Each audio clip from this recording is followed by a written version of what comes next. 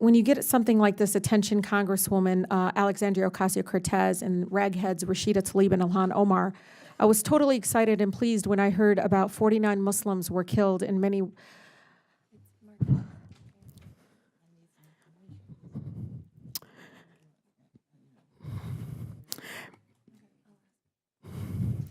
Many more were wounded in New Zealand. This is a great start.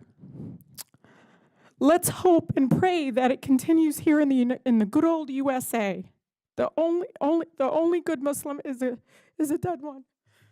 How is that enough? Not enough to fall under domestic terrorism if they're targeting solely based on my faith and others. Hold on a second, because what you just heard is exactly the kind of moment that gets twisted into political theater in Washington.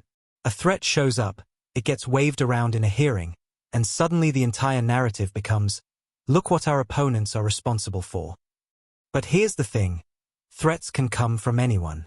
That doesn't automatically make it a Republican, a Democrat, or any political group. It's wrong, it's unacceptable, and nobody should be condoning it. But let's stop the finger-pointing circus for a second. Because the moment politicians turn one hateful message into a partisan weapon, the real conversation about security, extremism, and accountability gets buried under outrage and headlines. And Republicans have been warning about this for years. Washington loves the drama, the speeches, the cameras, the viral moments. But actually fixing the problem? Actually making sure threats are investigated and prosecuted? That part somehow always gets pushed to the side. So before anyone jumps to conclusions or starts blaming half the country, take a breath. Let's look at the facts, watch the full context, and see what's really going on here.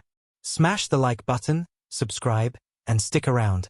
Let's watch the full clip before I give you the full breakdown. Supremacist extremism cases would all fall under so-called domestic terrorism, correct? Yes. My understanding is that the remaining 80% of FBI's pending counterterrorism cases would be characterized as the international, what you called them I hate these labels, by the way, it drives me, as a Muslim, like I just hate them because it automatically makes me feel like people are targeting those of different faiths and colors and so forth. But call HVE cases. So I think you're... The 80% left from that budget, the resources are going to, no? No. So we have approximately 4,500 to 5,000 terrorism cases. Okay. Of that, approximately 850 domestic terrorism cases. So if you take the rest, those are international terrorism cases.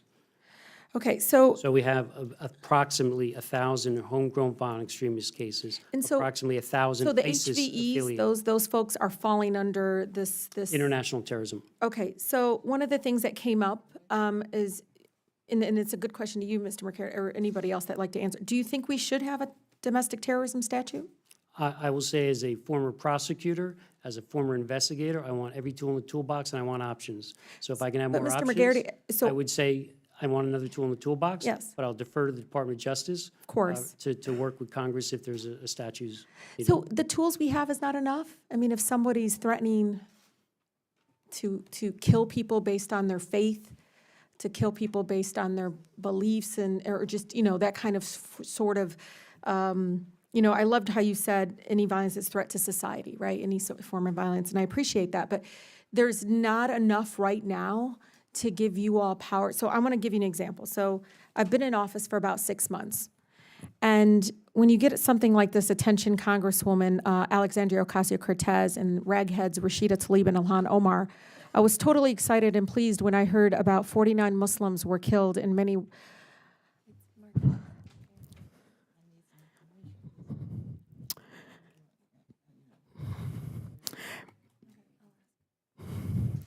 Many more were wounded in New Zealand. This is a great start.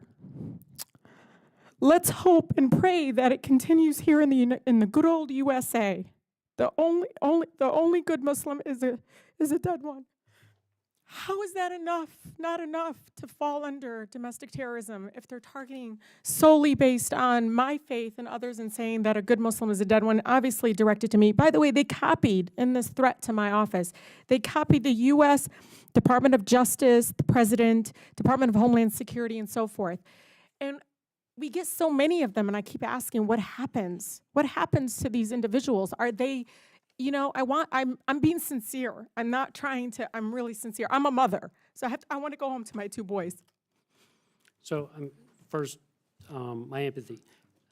I'm in charge of domestic terrorism and international terrorism. I don't differentiate either when the threat comes in, nor does the FBI. We work on both the same. And I appreciate that, and I hear that throughout your testimony. It's very consistent, Mr. McGarity, but how come we don't have enough tools right now to pull these people up in? Because this is a format, and you can see there's a pattern. Well, there's 2 parts to that. So I can tell you, the FBI, the Joint Terrorism Task Force, we are working hard, as was said earlier. We are working hard.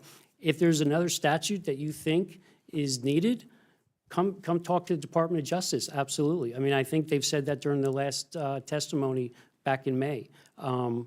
Those type charges, as you're explaining that, I want to arrest that person before they do something. That's I right. have to, right? Right. What am I going to do? I'm going to look at any charge I can do. Probably in that case, if it gets a little more specific with the violence and targeted violence, I'm going to use 18 U.S.C. 875, an interstate communication threat. That's what I'm going to do. So, and we do that every day, and we actually do it more. And I'm not trying to be argumentative here either. I'm just telling you, the men and women of the FBI are out here working this threat hard. And we arrest more of our subjects on domestic terrorism than we do international terrorism. And we're doing it as We much don't have as we enough can. resources, I think, being spent on that. And Mr. Shivers made a great it's point, not an because apple cart. I am for, and I want my colleagues to know, I have my coffee hours, I have people protest. I absolutely welcome freedom of speech. I welcome anybody that has an opinion, even about my faith. But to get to the point where they pass it towards threatening life, and really, I mean, to me, that is enough. Sometimes the protected speech, and that's something we have to be very careful and tread very carefully, very, very carefully with that. But to that point where this person, where I feel like if it came from somebody of different, and no matter what, as we try to proceed, we say that's not true. But I feel like if they were Muslim or Black, they would be handled differently. Even the threat that we had in Florida, they released him on a tether. I had to go to Florida the same weekend. I couldn't believe they released him on a tether. And I've been on the other end, defending many people that were wrongfully accused and I couldn't get them on bail for the smallest incident of, attempted assault and so forth, right? Serious offenses, I believe. But in many ways, these kinds of incidents, when it comes to threats of life towards other people based on, somebody of Jewish faith, Muslim, being Black in America, this anti-Blackness movement that we have, when do we take those so seriously as a movement that is obviously pushing violence? I mean, at this point, you're letting the person out on a tether.